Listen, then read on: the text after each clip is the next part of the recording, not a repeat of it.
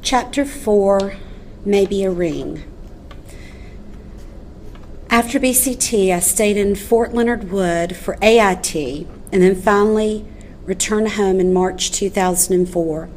The Iraq War has been going on for a year, and the military has captured Saddam Hussein. Heather is in her last semester of college, about to get her associate's degree, and still lives with her roommate in their apartment.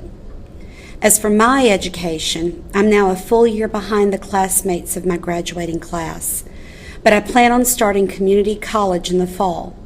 I guess I'll go for auto mechanics. For now, I continue working at the Denny's where I worked in high school.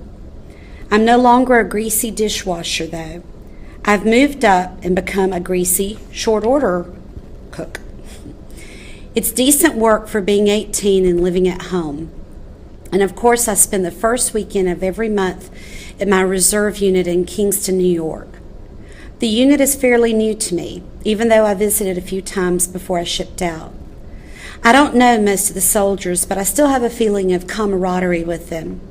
I made it through basic training. I am their fellow soldier now. That's where the camaraderie comes from. People understanding and accepting you without your having to prove yourself. As summer approaches, Heather and I move into an apartment in Troy together. I finally assume the responsibility of living on my own. The real world isn't such a scary place after all. Even though it's tiny and our neighbors are a little rude, this apartment serves as the foundation for the rest of our lives together. We talk over dinner, mushy romantic comedy stuff. Boyfriends talking to girlfriends about things they would never even consider talking about with their buddies. Things like, I missed you at work today, sweetie, and poor Kitty has to get booster shots tomorrow. And which is a better aroma for our laundry, white lilac or summer breeze? We talk of marriage and kids and owning a home. We talk of the future. We talk of the Army. What happens if you get deployed? Heather asks me. I shrug. You think you will? Yep, I say. She nods slowly, bites her bottom lip. So I'll pack my bags and give you a kiss. Maybe a ring, she asks. I smile and kiss her on the forehead. Maybe, I say. Historically, in peacetime, our country's military is all volunteer, but the Iraq War is different. Now, during wartime, our country's military is still all volunteer. There hasn't been a draft. Problem is, there aren't enough active duty soldiers to function in Iraq and Afghanistan the way DoD, Department of Defense, needs them to. So the reserves and National Guard are deployed. I never really think it's coming. I deny the inevitability of deployment. I doubt the drill sergeants when they tell me I'll end up in the sandbox sooner or later. I doubt myself when I tell Heather, yep, I'll be deployed. But my denial doesn't matter because duty comes first. I'm standing in the unit administrator's office when it happens. The UA picks up the phone. The guy on the other line asks a question and the UA repeats it. Is Private Smithson deployable? He says. To me, he says, can you get your 201 file out of that cabinet behind you? And tosses me a key. I turn around, unlock the filing cabinet drawer, and snatch my 201, my entire life history with everything from what hospital I was born in to my PT scores and basic training to what the MEPS doctor saw when he checked my asshole for hemorrhoids. The UA flips through the thick folder, pulls out a typed sheet containing some secret, returns it, and hands me the file. Yes, he is, the UA tells the guy on the phone. As I put the folder back, I say no, tell him no, and I try to make it sound like I'm joking. At least I finally have an answer to the question I've tried to answer since I enlisted. The million-dollar question. The first question people ask when they find out I'm in the military. Will you have to go to Iraq? In my head, the answer is usually, probably, jackass, and thanks for bringing it up. From my mouth, the answer that usually comes out is, maybe. People don't know what to say to this. They say, well, I hope not, or, man, we shouldn't even be there, followed by a totally blank stare. In the civilian world, it makes perfect sense. A deployment roster months ahead of schedule. But this is not the civilian world. This is the place where we are property of the U.S. government, and there is no such roster.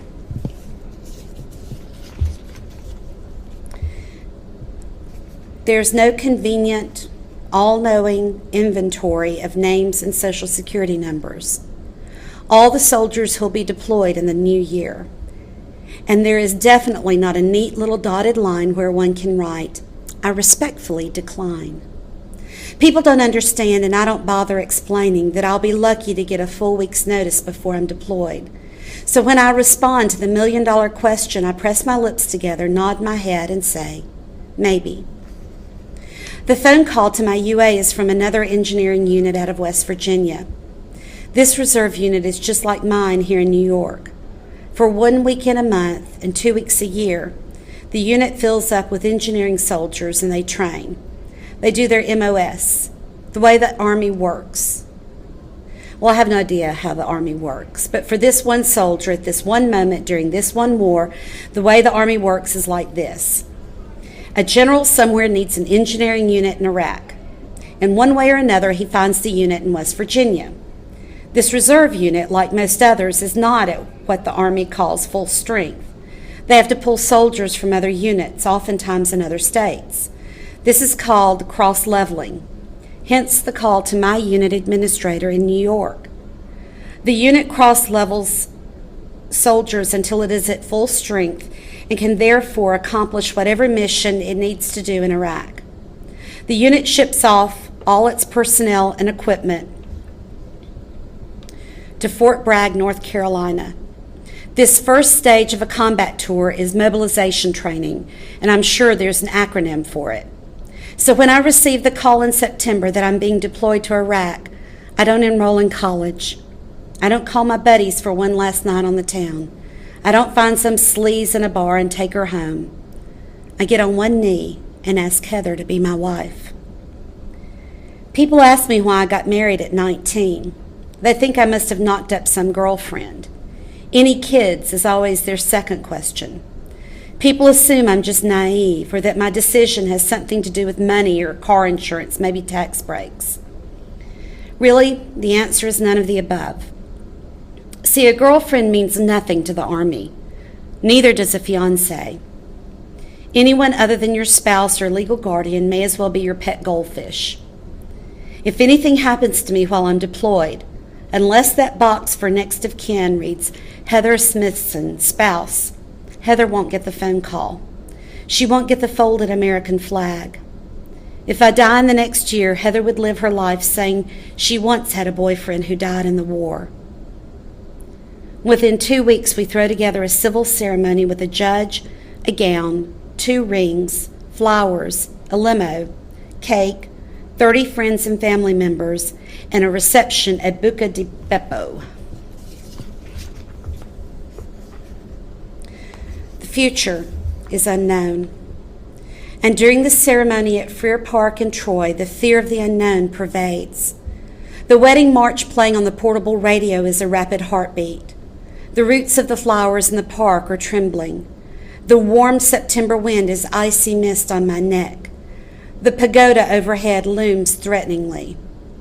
Our families, frozen in this moment, are realizing that the promise being made today, this hello to our union, is in so many ways an elaborate goodbye. The whole situation, the way it's so sure of itself yet so unsure of everything else, is just a lavish ceremony to say, I promise to be here if you come home. End of chapter 4, Ghosts of War by Ryan Smithson.